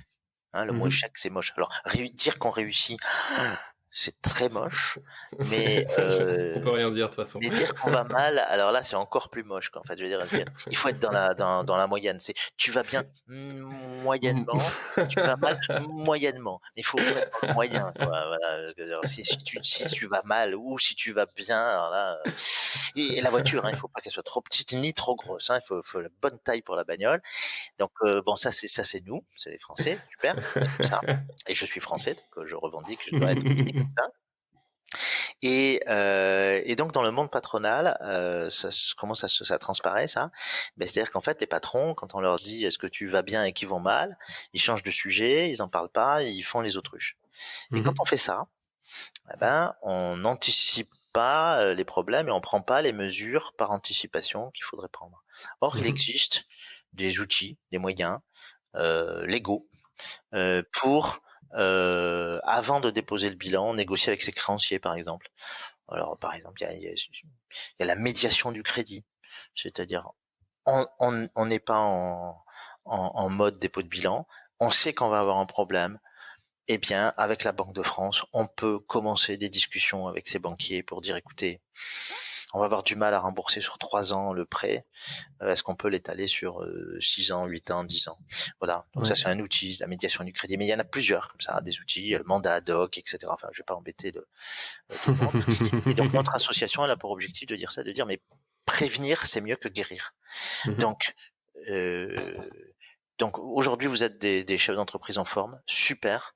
Mais si vous sentez que ça va pas bien, prenez les mesures immédiatement, anticipez, plutôt que de subir. Donc voilà, donc cette association, elle a pour objectif de mettre en avant l'anticipation. Et comme c'est un sujet tabou, puisqu'on n'a pas le droit de parler de l'échec ou l'échec potentiel, hein, Mhm. eh ben on le dit en faisant des spectacles ou des Ok. conférences, avec une partie conférence pour spectacle. On est 2 ou 3 actifs dans l'association, très Mhm. actifs, dont un autre chef d'entreprise qui s'appelle Jean Le Courriot-Bory, qui lui a déposé le bilan et est devenu Ok. photographe et qui, par la photo, dit ah mince, si j'avais anticipé, ça aurait été mieux, beaucoup mieux que ce que j'ai fait puisqu'il s'est caché, qu'il n'a pas anticipé l'échec. Et donc évidemment, Mhm. quand on n'anticipe pas, on tombe, et quand on tombe, ça fait mal. Ouais. Euh, voilà. Donc comment éviter de tomber en fait? Parce que le Ouais. meilleur moyen pour pas se faire mal, c'est de pas tomber. Effectivement. Donc voilà. Donc les vigies des entrepreneurs, c'est pas pour les patrons en difficulté, c'est pour les patrons qui pourraient l'être un jour, et de leur Ok. dire mais anticipez, parce que si vous y prenez à l'avance, eh ben vous tomberez pas. Voilà. Mhm. Et donc Génial. utiliser Ouais. les outils des gens qui sont prévoyants. Mhm. Vous savez, en gros, on leur dit prenez une assurance.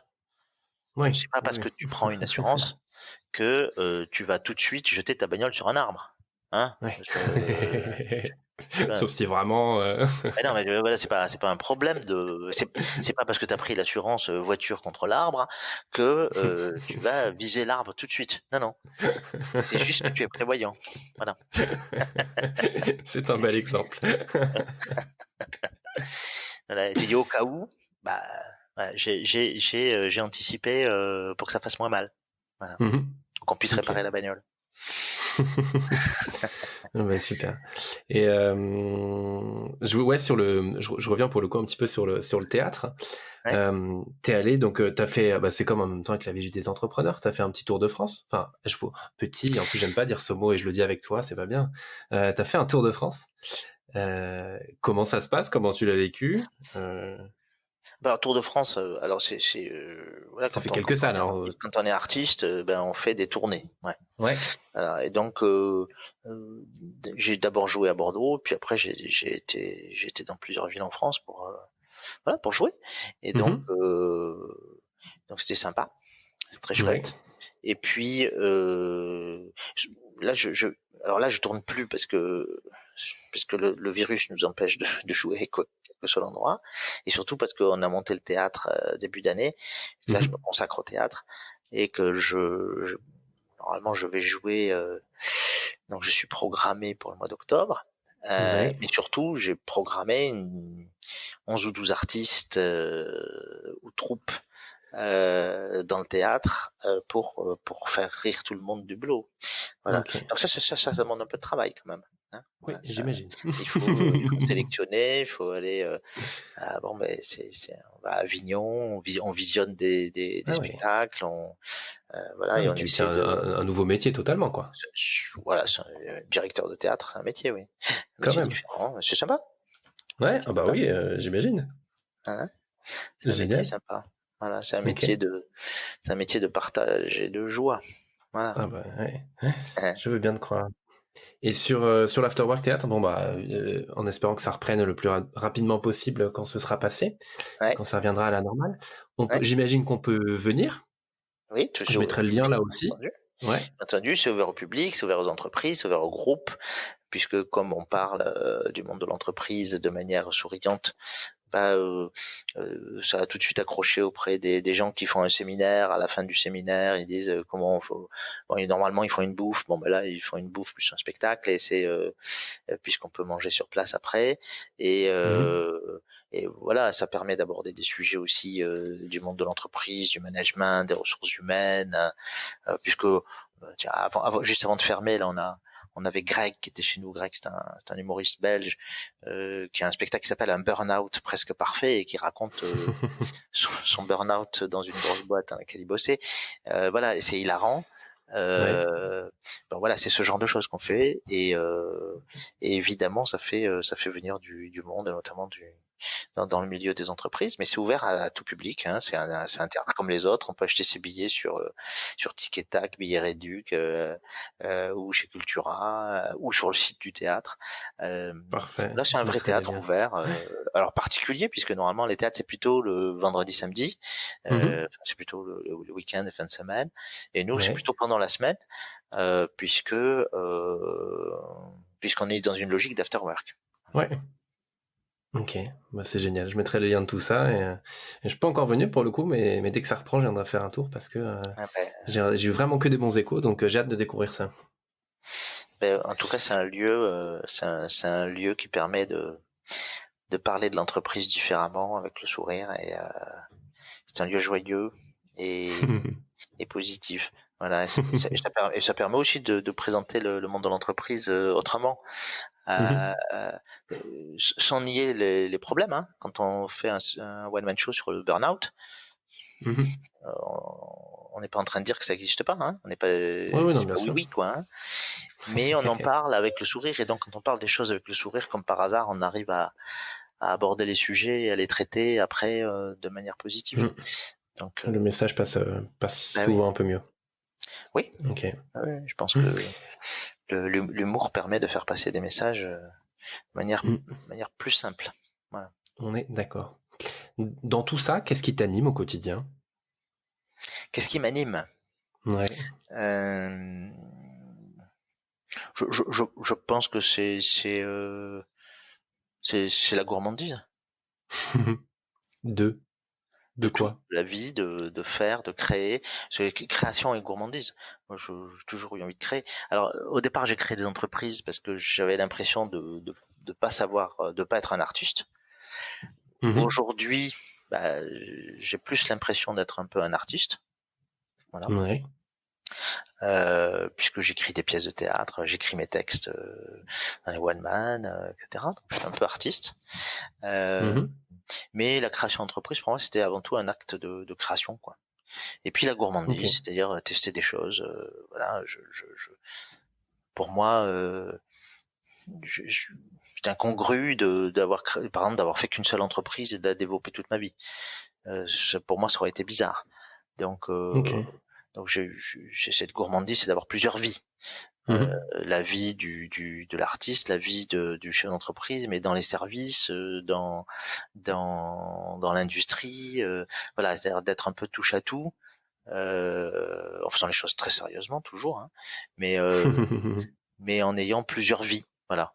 Le mot touche à tout est pas bien choisi, je pense, mais d'avoir plusieurs vies et de les vivre pleinement, voilà. Donc Ok. si Monsieur Corona vient dans ma maison et m'emporte, je pourrais dire une chose, même si j'ai que 50 et quelques années, c'est que j'ai déjà vécu plusieurs vies, donc je pourrais fermer les yeux avec félicité, bonheur et décontraction. Voilà. Ce qui n'arrivera Non pas, mais mais ceci étant, si j'ai ça pas du arrive, tout, c'est ceci étant, j'ai pas enregistré. du tout envie qu'ils viennent me chercher celui-là.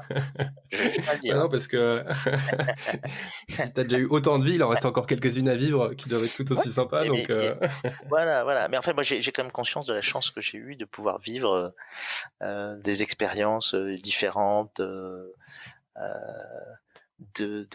voilà, de reprendre mes études à la fac d'œnologie, Mhm. avec il faut que je parle d'une prof quand même qui est extraordinaire, c'est Sandrine Garbet. Sandrine Garbet, maître de chez Ikem. Elle m'a fait D'accord. découvrir les liquoreux, euh, et notamment Ikem, mais surtout la Mhm. vinification des vins liquoreux. Euh, voilà, c'est vraiment un bout de la vie. Moi, je buvais pas des vins sucrés. Ouais, elle m'a expliqué le génie de ces vins, la- avec une femme passionnée. Voilà, ça c'est vraiment des moments de vie extraordinaires. Donc moi j'ai la chance d'avoir vécu plein de choses fabuleuses sur scène, dans l'entreprise, avec du bon et du mauvais, parce que la vie, hein, voilà, on a bien vu l'expérience de la vie en entreprise, elle a du bon, et puis des fois il y a des petits accidents de parcours. Mais tout ça, c'est une grande richesse. C'est une vraie chance. Mais c'est une chance, mais c'est la chance du gourmand, quoi. Oui, Aussi, c'est hein. ce que j'allais dire, parce que c'est une chance, mais Si j'étais pas gourmand, bah, oui, j'aurais peut-être c'est vécu une moins de chance que choses. tu as créée, c'est une chance que tu t'es créée quand même. Voilà, soyons gourmands, hein. Vivons des choses, hein, vivons à plein, croquons la pomme, hein. Mais non, mais ça, tout le monde peut le faire, hein. Parce on a tous des talents, tous, tout le monde, hein.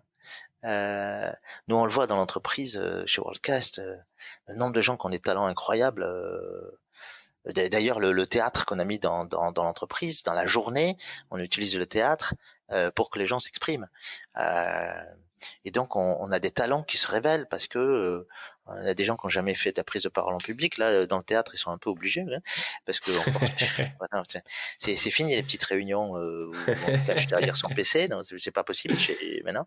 Ils vont dans le théâtre et ils s'expriment parce que dans la journée, hein, je vais peut-être pas expliquer ça tout à l'heure, mais le théâtre le soir, c'est un vrai théâtre, mais dans la journée, c'est l'outil de travail de la société. Et donc, c'est un outil qui permet de révéler les gens. Et là, on découvre des talents tous les jours. Et c'est des gens qui sont doués pour parler, pour s'exprimer, pour faire passer des idées. Voilà, ça c'est donc des talents, il y en a partout. Et ils sont souvent cachés. Et donc, si on cherche bien, on a tous la possibilité de bien vivre sa vie et voire d'en vivre plusieurs. Voilà. J'aime le message. Non, mais moi, je crois pas à la réincarnation. Donc, de toute façon, comme j'avais envie de vivre plusieurs vies, fallait le faire maintenant. Enfin, fallait le vivre, quoi. Fallait le faire dans la vie officielle, voilà. Et d'ailleurs, je me demande, tes équipes, elles ont réagi comment quand t'as dit que t'allais installer un théâtre? Ils se sont dit, il est fou, ou oui, non, en même temps, c'est Bruno. À chaque fois qu'on a quelqu'un qui amène une idée un peu farfelue, il y a toujours plusieurs réactions, mais t'as toujours ceux qui se projettent et qui voient ce que ça peut donner et qui l'envisagent avec vous. Et il y a ceux qui ont du mal à se projeter parce que c'est pas leur caractère, parce que c'est pas leur qualité. Je sais pas. Je vais prendre un exemple. Vous rentrez dans une grange en ruine. Vous amenez des gens. Et il y en a qui vous disent ça peut faire un super loft. Ouais. Et il y en a d'autres qui arrivent et qui disent non mais c'est tout pourri. Ils ne voient pas le loft. Et d'autres voient le loft. Bon ben c'est pareil, quand on amène une idée, il y a des gens qui sont sur l'existant et qui disent la masse de travail qu'il peut y avoir là-dedans si on veut faire quelque chose, qui voient la masse de travail du moment. Et il y en a d'autres qui se projettent dans le futur. Ça veut pas dire qu'il y en a qui sont mieux que d'autres, hein, mais ça veut dire que des gens ils vont prendre conscience des choses par étapes. Et ça, c'est sur toutes les idées qu'on peut donner, dans toutes les entreprises, dans la vie personnelle, etc. On a des gens qui vivent pas forcément dans la même temporalité ou qui ont une capacité à être des gens du futur ou plus des gens du présent. Des fois, il y a même des gens qui sont des gens du passé. Mais il y a des gens qui, à chaque fois que vous dites quelque chose, ils vont se référer à l'histoire. Ils vont citer Churchill, ils vont vous citer De Gaulle, ils vont vous citer, etc. Ils ont que des références du passé. Il y a des gens qui se projettent dans le futur, il y a des gens qui sont dans le présent et qui vivent l'instant présent. Bon, donc quand je suis arrivé avec l'idée du théâtre, il y a eu toutes ces réactions. Des gens qui disent là on voit pas trop, là t'as pété un câble, et d'autres qui tout de suite avaient imaginé que ça allait être un outil fabuleux pour l'entreprise, pour la marque employeur de la société, hein, c'est-à-dire pour dire aux gens regardez, on a un management différent. On lui dit mais c'est quoi le management différent? Je dis venez voir, on a un théâtre dans la boutique. Vous allez voir, on a un management différent. Et c'est vrai que c'est plutôt simple de dire ça. Et ça marche. Donc voilà, on a toutes ces types de réactions. Ceci étant, puisqu'on l'a fait, c'est quand même qu'il y a eu des réactions très positives. Puisque moi, je suis plus le dirigeant opérationnel, c'est ce que je disais. Donc ça veut dire que les dirigeants opérationnels ont donné leur accord. Oui. Voilà. Donc ça sous-entend que ce projet qui était au départ une idée farfelue de ma part est devenu un vrai projet partagé. Et à 11h, il y avait une réunion du personnel à distance, puisque coronavirus nous l'impose. Et j'ai eu le plaisir d'aller sur YouTube, et il y avait un des des dirigeants actuels, Nicolas, qui était sur YouTube, sur la scène du théâtre, et qui a fait la réunion du personnel sur la scène du théâtre, diffusée sur YouTube aux salariés, évidemment, hein, Ah, en c'est privé. génial. Ouais. Voilà, on dit bon ben voilà quoi, voilà, ça c'est un vrai plaisir. Et donc ça, voilà, on a l'outil, on a tout, c'est super. Mm, C'est super et ça permet de faire des choses dynamiques. Et il c'est a fait clair. sa présentation, il était debout, un peu comme Bill Gates pardon, Steve Jobs, Bill Gates aussi d'ailleurs, mais Steve Jobs euh, qui quand il faisait ses présentations, voilà. Et donc on a Steve Jobisé les gens chez nous pour qu'ils soient meilleurs grâce au théâtre. Voilà, c'est génial ça. Ouais, c'est clair. Et ce que tu me disais, ça me fait penser, parce que j'ai regardé pour le coup aussi hier ou avant-hier une vidéo de Luc Simonet qui a écrit La Ligue des Optimistes, qui est un Ouais, Belge. Il ouais, parlait de ouais. l'allégorie des tailleurs de pierre. Ouais. Donc justement avec un qui dit il taille une pierre et c'est son taf et il est pas très content, l'autre Ouais, qui est en ouais, train de construire un mur et le dernier qui fait la cathédrale quoi. c'est ça. Donc c'est exactement ça. Pour le coup, chacun a une vision différente et Ouais, mais ça veut pas dire que les gens qui se projettent pas forcément dans le futur ont moins de qualité. Parce ah que oui, souvent non c'est clair. ils nous remettent les pieds sur terre, hein, ces gens. Ils nous disent, mais Hum, attends, c'est bon là, tu veux faire, mais ça va coûter combien quoi? ouais, Euh, oui, non c'est ça. Et puis Hum, il faut ça, et puis il faut des autorisations, et puis attention, hum, c'est un lieu ouvert au public, et puis il faut une licence pour avoir un théâtre. Donc qui c'est qui va avoir la licence? Tu vas avoir ta licence, il va falloir que tu suives une formation, etc. Donc les gens qui vous mettent les pieds sur terre là comme ça, c'est important hum, ça aussi, parce hum, qu'autrement ça serait un sacré foutoir. Euh, donc donc c'est bien d'avoir des gens qui se projettent dans le futur, d'autres qui sont dans le présent, qui organisent, et puis des gens qui nous rappellent que par le passé ça a été fait, que ça n'a pas marché, et que si on veut le faire, il faut peut-être s'y prendre différemment. Voilà, hum. c'est C'est c'est exactement ça. des qualités qu'on peut avoir. Ok. Écoute, on a abordé pas mal de sujets, je crois, hein, Ouais. pour le coup. Alors j'ai quelques questions de fin, mais est-ce il y a quelque chose sur lequel tu voudrais qu'on revienne, qu'on n'a pas abordé? Euh, pour le coup, on a vu ces entreprises, le théâtre, voilà. Est-ce qu'il y a un sujet? Écoutez, soyez gourmands et parce que aujourd'hui on voit bien qu'on est dans un monde un peu fragile où nous-mêmes on est fragile, on est un animal fragile. Hein, Ouais. quand on voit qu'aujourd'hui on a les mêmes outils qu'au Moyen Âge hein, pour combattre les virus. Hein. Au Moyen Âge, la peste, qu'est-ce qu'on faisait hein? On mettait en quarantaine. Hein. Aujourd'hui, notre super outil médical, c'est la quarantaine. Waouh, super, j'adore le progrès. Et non, mais c'est ça. Donc, donc il faut prendre conscience de ça. Et donc, ce serait pas mal d'avoir cette notion d'humilité et donc de Ouais. devenir un peu respectueux de la planète et, et, et de brainstormer ensemble pour être écolo-optimiste. Voilà, tous ensemble. Ça peut être pas mal. Je pense qu'on a plein de choses à faire ensemble et qu'il Ok. suffit de se réunir, Mhm. de réfléchir et on va avoir plein de bonnes idées. Voilà. Ok. On est d'accord. J'ai hâte qu'on se réunisse tous pour Eh bien, échanger nos si, bonnes si, un dernier idées. message, venez à l'Afterwork Théâtre. Oui, non, bah bien Venez sûr. vous Bah, marrer, venez vous j'allais dire marrer. On a évidemment, des mais. artistes extraordinaires. Venez nous voir, passer un bon moment et voir l'entreprise par l'autre bout de la lorgnette. Voilà. Mhm. Génial. C'est quoi ton prochain défi? Mon prochain défi, Ouais. ah bah, déjà, Ou ta prochaine vie peut-être. Alors alors ça là, sera peut-être ensemble, mais. parce que moi, je m'interdis quand même quand je suis sur un défi, je m'interdis de penser aux autres, parce D'accord. que autrement, on finit jamais les défis en cours. Donc là, le défi du théâtre, c'est le théâtre fonctionne. Voilà. Ok. Donc on Donc va faire tout ce fonctionner qu'on le peut te théâtre. Ça va souhaiter. prendre 2, 3, 4 ans parce que faire connaître un lieu, faire connaître une manière de voir les choses, le monde et l'entreprise, ça va prendre un peu de temps. Et donc Mhm. voilà. Donc le prochain défi, c'est de réussir celui en cours. Hein, voilà. Ok. Bon, donc tout ce qu'on peut te souhaiter, c'est que le théâtre fonctionne bien, qu'il y ait du monde et que dans deux Ouais. trois ans, tu puisses Et puis passer après sur un peut-être autre il fera défi. des petits. Voilà. Ouais. Mais pour l'instant, c'est d'être à fond sur ce projet-là. Voilà. Ok. Ok. Bah génial. C'est aussi l'une de tes plus grandes fiertés, ce théâtre? Ou je sais pas si c'est difficile après de choisir parce qu'on en a parlé il y a quasiment une heure pour Ouais, le coup de ta fierté, mais avec les ouais, employés. Mais là, est-ce que le théâtre en fait partie aussi?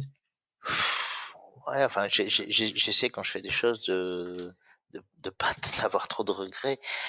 donc, oui, non, mais c'est une fierté. Enfin, c'est une fierté de faire des choses qui n'ont pas été faites avant. Hein. Moi, on parlait des moteurs qu'on pouvait avoir, mais c'est clair que faire des choses que les autres n'ont pas fait avant, ça me plaît toujours. Donc, un théâtre dans une usine, ça n'a jamais été fait. Allez, on va le faire. Un théâtre thématique autour du monde de l'entreprise, ça n'a jamais été fait. Donc on va le faire. Voilà. Alors, voilà, ça c'est la fierté d'être le premier. Mais en fait, c'est peut-être pour compenser ma petite taille, tout ça, en fait. Qu'est-ce que vous en pensez, docteur? Est-ce que c'est grave? Je crois que c'est pas grave. Je crois que c'est pas grave, ça va.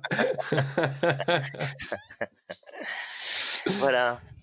Ok, ouais. Super, merci beaucoup. J'avais une phrase que tu avais donnée, que je trouve intéressante aussi. C'est que t'avais dit, la quête de l'entreprise rayonnante a permis au groupe Worldcast de croître, de surmonter les obstacles, de se réinventer en permanence, de rebondir, de pivoter, en un mot, d'être plus fort. Voilà. Ouais. Moi, je trouvais ça, écoute, je trouvais ça très bien dit. Je sais pas qui c'est qui a écrit ça, mais c'est chouette, hein. Ouais, c'est chouette, c'est chouette. Et il a écrit un livre aussi que je mettrai en lien et que tout le monde pourra lire. Très bien. Écoute, merci beaucoup, Bruno. Merci à toi, Théo. Pour cet échange. Et puis, on se retrouve dès que ça réouvre à l'Afterwork Théâtre. Et puis, n'hésite pas à mettre mes coordonnées en ligne si des gens veulent poser des questions. Ça marche.